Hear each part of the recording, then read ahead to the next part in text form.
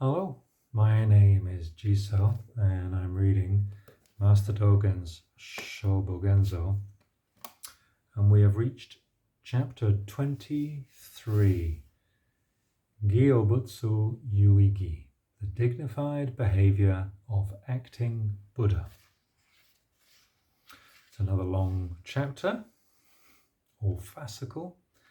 So we're going to be on this for a while. Let's find out what it's all about. Gyo means to practice or to act. Butsu means Buddha. Yui means dignity or dignified. And Gi means ceremony, formal attitude or behavior. Therefore, Gyobutsu-Yuigi means the dignified behavior of acting Buddha. Buddhism can be called a religion of action. Buddhism esteems action very highly because action is our existence itself, and without acting we have no existence. Gautama Buddha's historical mission was to find the truth of action, by which he could synthesize idealistic Brahmanism and the materialistic theories of the 6 non-Buddhist teachers. In this chapter, Master Dōgen explains the dignity that usually accompanies Buddhas in action. The Buddhas always practice to the full dignified behavior. This is acting Buddha. Acting Buddha is neither resultant Buddha nor transformed Buddha, and is neither Buddha as the body of subjective nature nor Buddha as the body of objective nature. It is beyond initiated enlightenment and original enlightenment, and is beyond inherent enlightenment and non-existent enlightenment. Buddhas like these can never stand shoulder to shoulder with acting Buddha. Remember, Buddhas, being in the Buddha's state of truth, do not expect enlightenment. Mastery of action in the Buddha's ascendant state of truth belongs to acting Buddha alone.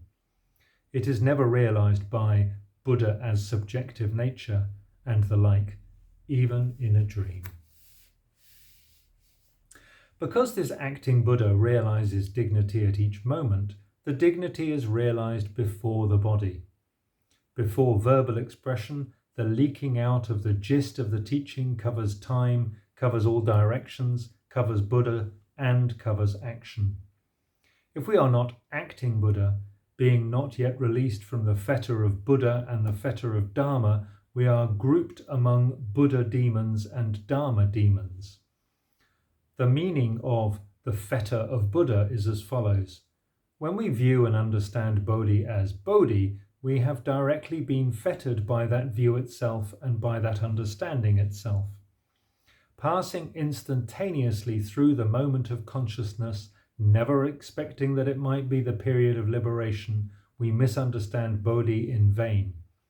To view and understand Bodhi as just Bodhi may be the very view which accords with Bodhi.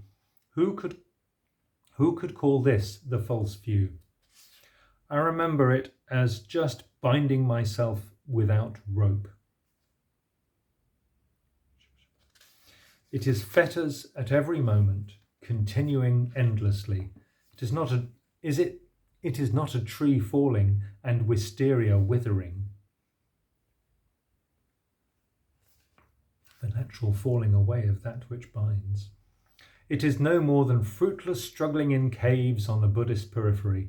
It neither recognizes the sickness of the Dharma body nor recognizes the privation of the reward body.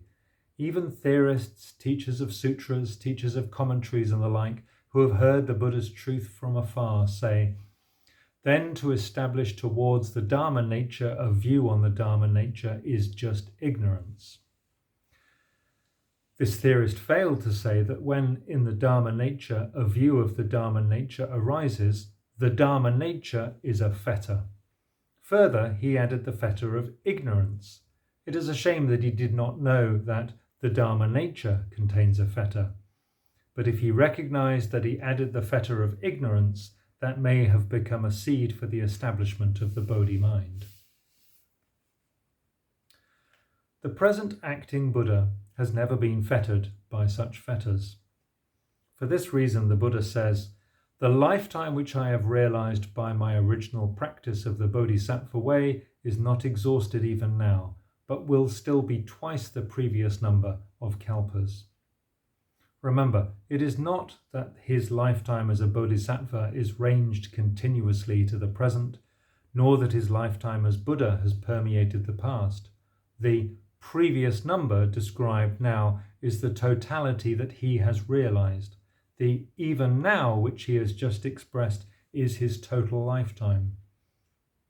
My original practice, even if one track of iron for 10,000 miles is also to abandon all things for 100 years, let them be vertical or horizontal. This being so, practice and experience is beyond non-existence. Practice and experience is beyond existence, and practice and experience is beyond being tainted.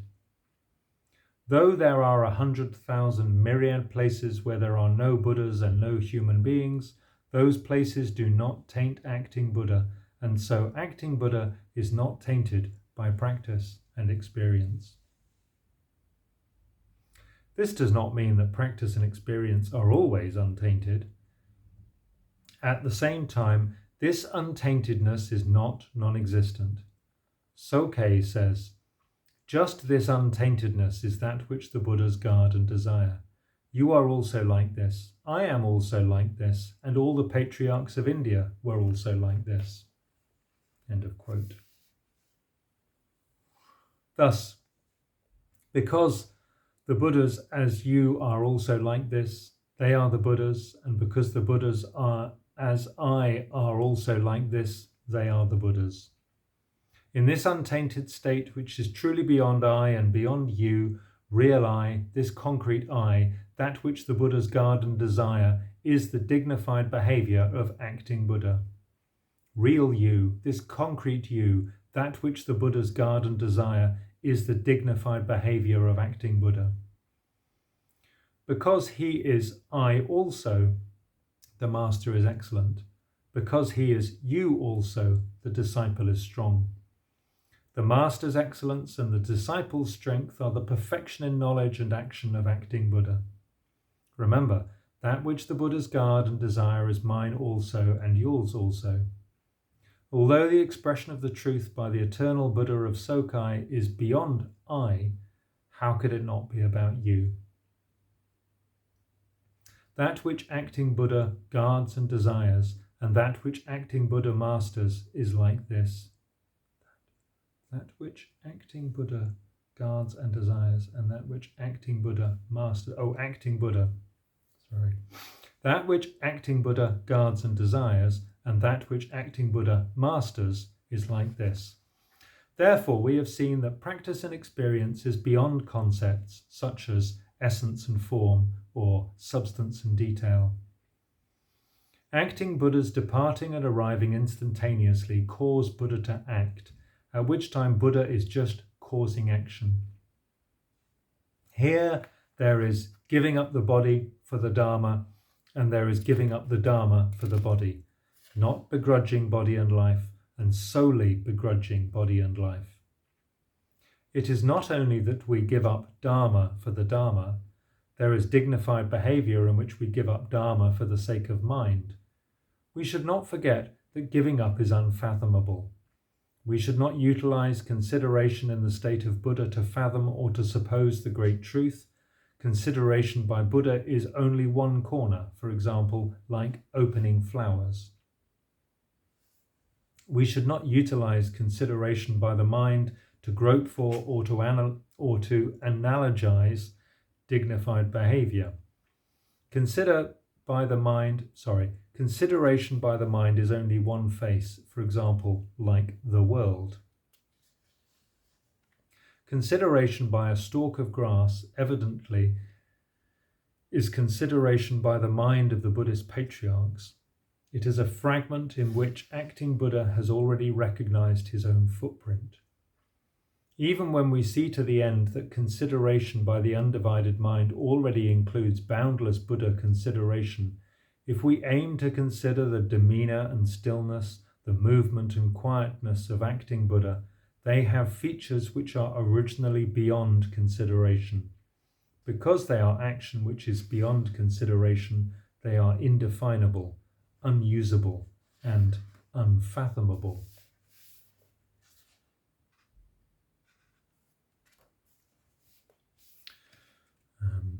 Okay. I'll read a bit more. Now, in regard to the dignified behaviour of acting Buddha, there are individual researches. The dignified behaviour, which is I also and you also, when it has come like this as Buddha here and now and as the self here and now, is connected with the ability of an I alone. But at the same time, it is just the liberation, which is the state like that of Buddhas in the 10 directions. And it is never simply an identification. For this reason, an eternal Buddha says, after grasping in physical experience matters in distant places, we come back to this concrete place to act. When we are already maintaining and relying upon the state like this, all dharmas, all bodies, all acts and all Buddhas are familiar and direct. Those Buddhas whose bodies practice the Dharma each solely have the state of restriction in direct experience. Because they have restriction in direct experience, they solely have liberation in direct experience. Do not be disturbed at when the clear hundreds of things are restricted by eyes, not a single Dharma is seen and not a single object is seen. At this Dharma reality has already arrived. At this Dharma, reality has already arrived. At that Dharma, reality has already arrived. When we act in fetching and taking away and in leaving and entering through a common gate, because the whole world has never been hidden, the world honoured one's secret talk, secret experience, secret action, secret transmission, and so on, are present.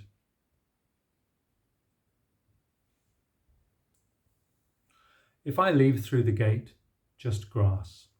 If I enter through the gate, just grass. For 10,000 miles, not an inch of grass. The word enter and the word leave are useless at this place and useless at that place.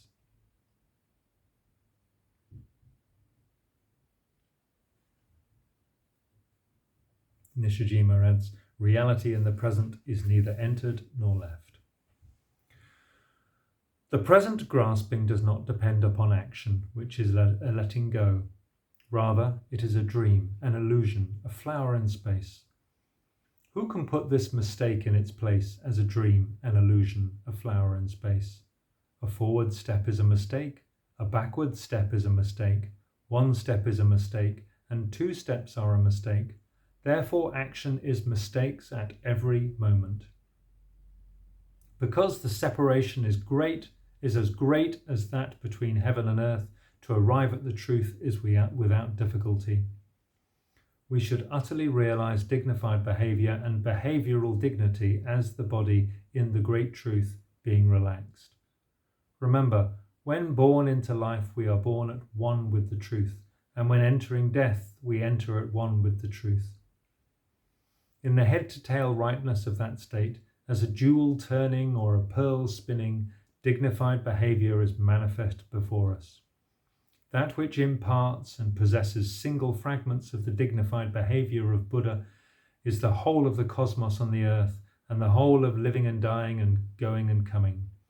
It is lands of dust, and it is the lotus flower. This land of dust and this lotus flower, each is one corner. In the thoughts of many students, it is supposed that the whole cosmos might mean this southern continent of Jambudvipa, or that it might mean this unity of 4 continents. Again, some appear simply to conceive of the single nation of China or think of the single nation of Japan. Some appear to think that the whole earth also means only Some appear to think that the whole earth also means only a 3,000 great thousandfold world. Some appear merely to imagine one province or one district. If you want to learn through experience the words the whole earth and the whole cosmos, mull them over 3 times and 5 times. Do not conclude that they are just discussing width. This attaining of truth is the state of transcending the Buddhas and transcending the patriarchs, which is the extremely large equaling the small, and the extremely small equaling the large. That the large does not exist and the small does not exist seems doubtful, but it is the acting Buddha of dignified behaviour. In both cases, expressed by the Buddhas and the patriarchs, dignified behaviour as the whole cosmos and dignified behaviour as the whole earth we should learn in practice as the whole world, the state of never having been hidden. What has never been hidden is not only the whole world, but also that which perfectly hits the target of acting Buddha, dignified behaviour. And there's lots more from this chapter. Thanks for listening.